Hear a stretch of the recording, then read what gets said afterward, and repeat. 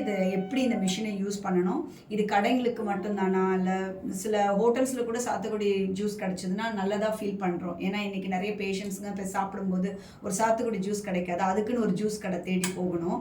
So இது வந்து ஹோட்டல்ஸில் கூட நம்ம இதை கொண்டு வந்தீங்கன்னா இன்னும் பப்ளிக் வந்து ரொம்ப லைக் பண்ணுவாங்க அப்படின்றதையும் நாங்கள் இன்றைக்கி சொல்ல விரும்புகிறோம். அதே மாதிரி இந்த ஜூஸ் வந்து எப்படின்னா, இது வந்து ஃபுல்லாக இந்த ஜூஸ் மிஷினோட எக்ஸ்ப்ளனேஷனை சொல்கிறேன். இது எல்லாமே எஸ்எஸ் பாடியில் தான் செஞ்சுருக்காங்க இதோட மெட்டீரியல். இதில் வந்து உங்களுக்கு துரு பிடிக்காது, அந்த மாதிரி எந்த ஒரு ஆப்ஷன்ஸுமே கிடையாது. ரெண்டாவது, இந்த மிஷினை நம்ம வந்து இப்போ அரைச்சி காட்டுறேன் பாருங்கள். இப்போ பழத்தை இப்படி மேலே வச்சு நம்ம அரைக்கிறோம்னு வச்சுக்கோங்க. வெயிட், இங்கே பாருங்கள் எவ்வளோ ஸ்பீடுன்னு.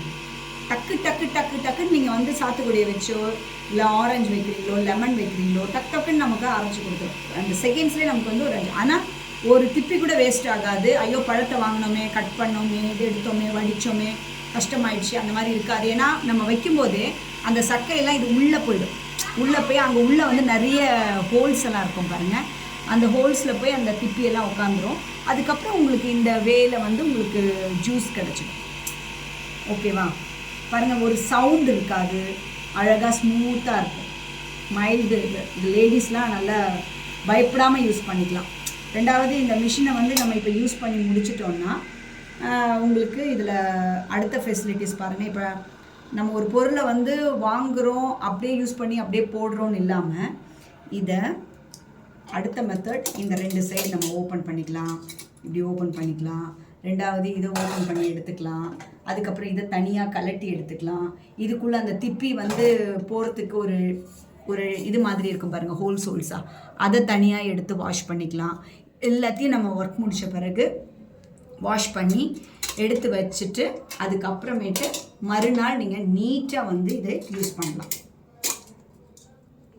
நமக்கு நீட்னஸ் தானே முக்கியம். அப்போ தானே அடுத்தது கஸ்டமர்ஸ் வருவாங்க, ஹைஜீனிக்காக ஃபீல் பண்ணலாம். இந்த மிஷினை பொறுத்தளவு நீங்கள் ஹைஜீனிக்காக ஃபீல் பண்ணலாம்.